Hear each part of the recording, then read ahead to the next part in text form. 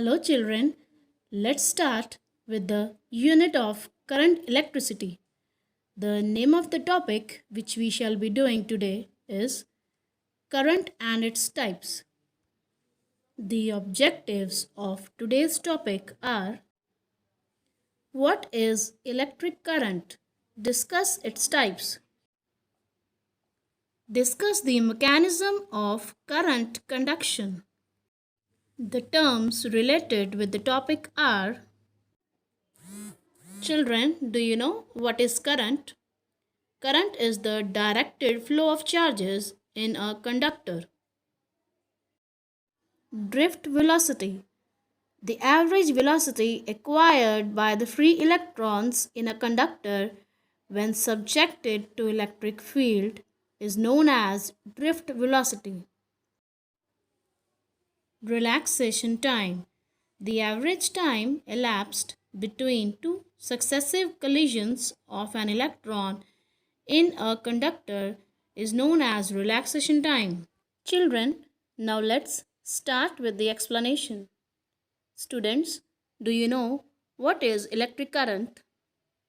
Electric current is the directed flow of electric charges.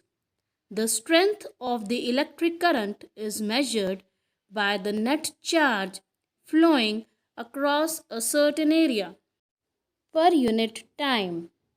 The SI unit of current is ampere. Children, current is a scalar quantity because it does not obey the law of vector addition. Moreover, the current can be due to directed flow of free electrons, positive or negative ions, protons, holes, etc. In general, we can say a moving charge is called a charge carrier or current carrier. The formula for electric current is I equal to NE over T.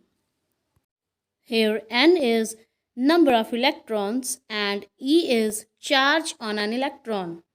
Now let's study various ways through which the current can flow. Steady current, alternating current, and transient current. If the magnitude of current does not change with time, we call it as steady current. The best example of steady current is current flowing through a resistance connected to a battery. Here in the picture, we can see a graph between current and time. The graph is a horizontal line parallel to time axis. This shows that the direction of current does not change. Transient current. If the magnitude of current changes with time, then that current is said to be as varying current or transient current. A good example of this current is when a capacitor is connected to a cell, the capacitor gets charged. The current flowing through the capacitor during charging is an example of varying current. The graph for transient current is an irregular graph. As we can see here, there are certain points where the value of voltage increases rapidly. Hence, the current also changes according to the Ohm's law. So, we can say the current changes abruptly in case of transient current. Alternating current. If the magnitude and direction of current changes continuously and periodically, then that current is said to be as alternating current. Let's take an example. The current produced using an AC generator is an example of alternating current. The graph for alternating current shows that the value of current changes at every point and the direction also changes. I hope students you have understood various ways in which the current can flow. Now let's start with the mechanism of flow of current in metals. Children, do you know that current flowing in a metallic conductor is due to the valence electrons in it? These valence electrons are not attached to any particular atom. So these electrons are called as conduction electrons as they are free to move within the metal.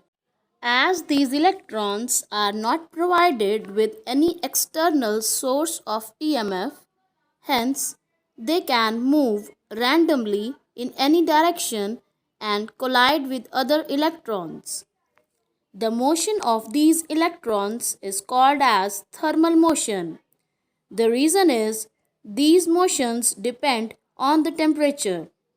Since the average velocity at any instant for these electrons is zero, hence no current flows through the conductor.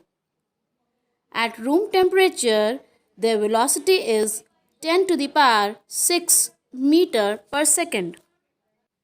When an external electric field is applied to a metallic conductor, the electrons get accelerated. These electrons gain kinetic energy and collide with atoms of the metal. Due to repeated collisions, they acquire a constant average velocity. Such a velocity is known as drift velocity. Students, now what is drift velocity? The average velocity acquired by the free electrons in a conductor subjected to an electric field is said to be as drift velocity. Students, do you know during collisions there is a time gap between two successive collisions? This time gap is known as relaxation time.